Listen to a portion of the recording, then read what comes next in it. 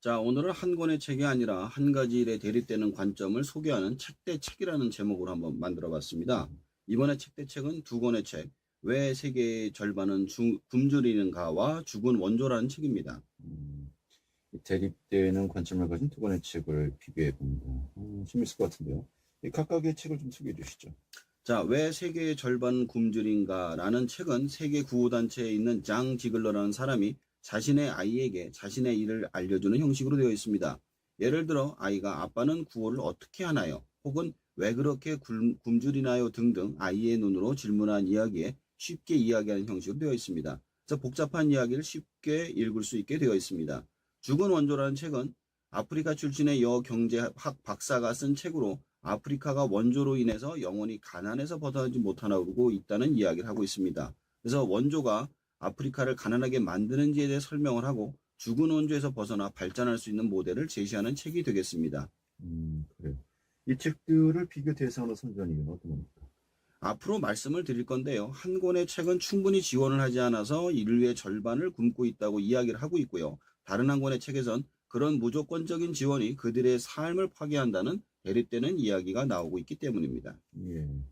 자, 일단은 먼저 드는 의문이 정말로 세계의 절반을 굶주리고 있을까 하는 것인데 실제로 그런 건가요? 예, 책 속에 나와 있는 통계로 보면 전 세계 60억, 이때 당시에 60억이었을 때 쓴 책이라서 그래요. 60억 인구 중 실질적으로 배가 부르게 먹을 수 있는 사람은 실제 인구의 30%가 되지 않는다고 합니다.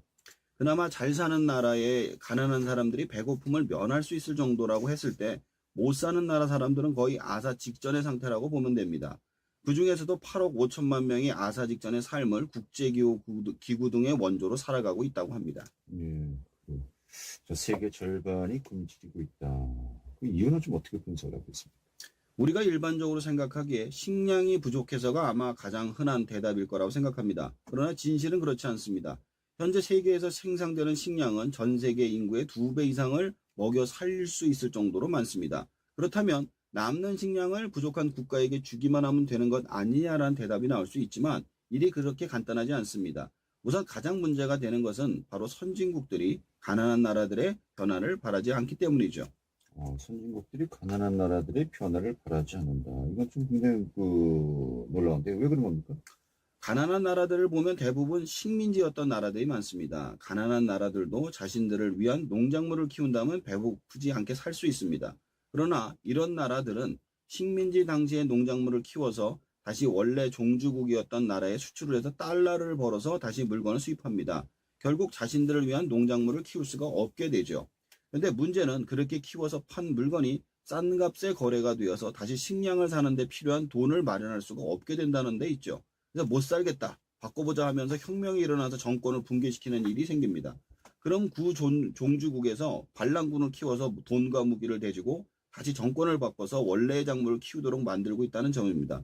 여기서 두 번째 문제가 발생하죠. 그 두 번째 문제 어떤 겁니까? 그것은 바로 국민에게 주권이 없다는 사실입니다. 즉 투표권, 선거권 등이 없다는 사실이죠. 국민에게 힘이 없다 보니 아무리 세계 구호기구에서 많은 식량을 실어다 주어도 총칼을 가진 권력자들이 자신들을 위해서 식량을 빼돌려서 팔아먹고 남는 얼마 안 되는 식량만을 사람들에게 나누어 주다 보니 아무리 식량을 주어도 밑 빠진 독에 물을 붓는 격이 되고 있습니다. 그리고 앞에서 이야기한 것처럼 그들이 아무리 변화하려고 발버둥을 쳐도 이미 만들어진 권력 집단이 자신들만을 위한 정책을 추구하지 국민들을 위한 정책을 추구하지 않기 때문에 이러한 악순환이 반복이 되고 있습니다.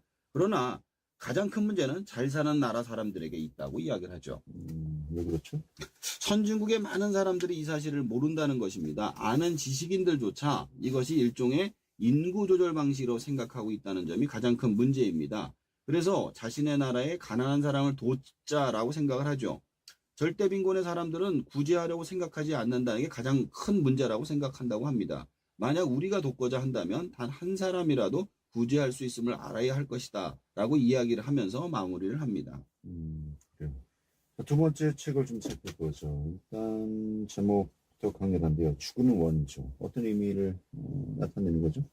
우리는 아프리카가 계속해서 가난한 이유가 대규모 기근이나 전쟁으로 인해서 그렇다고 생각하고 있습니다. 저자는 아프리카의 가난의 이유를 무상원조에서 찾고 있습니다. 이제부터 설명을 드리면 아프리카의 식량이나 돈으로 원조가 가면 우선 그 나라의 지도자가 원조금의 반 정도를 횡령해서 다른 나라로 빼돌립니다. 그 다음 지방정부가 빼돌리죠. 결국 일반 시민에게 돌아가는 식량이나 돈은 10%가 되지 않습니다. 결국 얼마 되지 않는 돈으로 연명한 국민들은 아무것도 하지 못하고 결국 기아의 고통 속에 살게 된다는 것입니다. 그리고 돈을 가지고 있는 정부는 국민을 지배해서 절대로 변화하지 않는 시스템으로 지금까지 오게 되었다는 점입니다. 그래요. 자, 그렇다면 이런 시스템 왜 현재까지 오게 된 것일까요? 좀 이 부분도 궁금합니다. 자, 우선 시작은 식민지 지배의 끝에서부터 생각해 볼 수가 있습니다. 처음에는 배상금 쪽으로 돈을 주다가 그 다음엔 유상원조로, 지금은 무상원전의 형태로 변화하게 되었습니다. 근데 이런 식으로 무상원전을 받게 되면 국민들이 어떤 물건을 만들어 팔 생각을 하지 않게 되기 때문에 결국 그 나라의 산업 시스템과 유통 시스템이 망가지게 되어서 결국 천원자원이나 팔던 농작물밖에 팔 수 없게 되죠. 그것도 원조를 해주는 나라의 싼 값으로밖에 팔 수가 없게 됩니다. 예를 들면 한때 모기장을 보내서 말라리아에서 아이들을 구하자라고 해서 모기장을 보낸 적이 있는데, 그런데 그렇게 보낸 모기장 때문에 그 나라의 모기장 회사가 전부 파산되어서 결국 그 나라에선 모기장을 만들지 못하게 되었습니다. 모기장은 사실상 2달 정도만 쓰고 나면 망가져 쓸 수가 없기 때문에 그 나라에선 모기장을 만들지 못하게 되어서 결국 더 많은 아이들이 말라리아로 죽게 된 것이죠. 도움이 재앙이 된 것이었습니다. 사실 이 모든 것은 종주국이었던 나라들이 식민지를 다른 형태로 지배하는 방식으로 진화했던 것이죠. 자, 그렇다고 또 남을 여살 수도 없는 것이고요. 이런 무상 원조를 받는 아프리카를 비롯한 나라들 변할 수 있을까요? 여러 가지 방법이 있지만 가장 좋은 방법은 중국이 현재 아프리카에서 하고 있는 직접 투자 방식을 추천하고 있습니다. 직접 투자 방식이란 그 나라의 공장을 지어서 물건을 생산해서 수출하는 형식으로 일본, 우리나라, 중국이 이런 식으로 산업화에 성공을 했습니다. 책 속에선 모기장을 사주지 말고 모기장 회사에 투자를 해서 더 많은 모기장을 만들어 나누어주고 수출까지 하게 해주면 더 많은 사람이 먹고 살 수 있다고 이야기를 했습니다.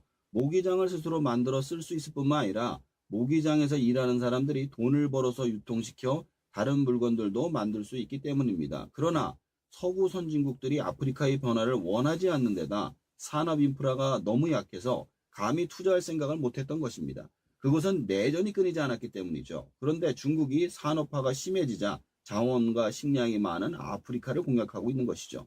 결국 중국의 변화에 따라 다른 선진국도 같이 투자를 하면 아프리카도 변화할 수 있다라고 이야기를 하고 있습니다. 그래, 알겠습니다. 저희 두 가지 책 좀 정리를 해본다면요. 총평을 좀 해볼까요? 저는 기본적으로 원조를 해주는 것을 나쁜 것이라고 생각하지는 않습니다. 일단 원조 자체가 없으면 그들이 생존이 불가능할 테니까요. 그러나 그 나라의 산업혁명을 일으키지 않고 무조건적인 원조는 그들을 더욱더 의존하게 만들 뿐이라고 생각합니다. 우리나라가 원조를 받는 나라에서 원조를 해주는 나라로 발전한 것은 원조를 받으면서 나라 안의 산업혁명을 성공해서 지금의 경제대국이 된 것이기 때문이죠. 그리고 팩트플리스라는 책을 보면 이것도 결국 시간이 걸리지만 천천히 나아지는 방향으로 바뀌고 있다는 점에서 긍정적으로 생각하고 있습니다. 알겠습니다. 잘 들었습니다. 예, 감사합니다. 네,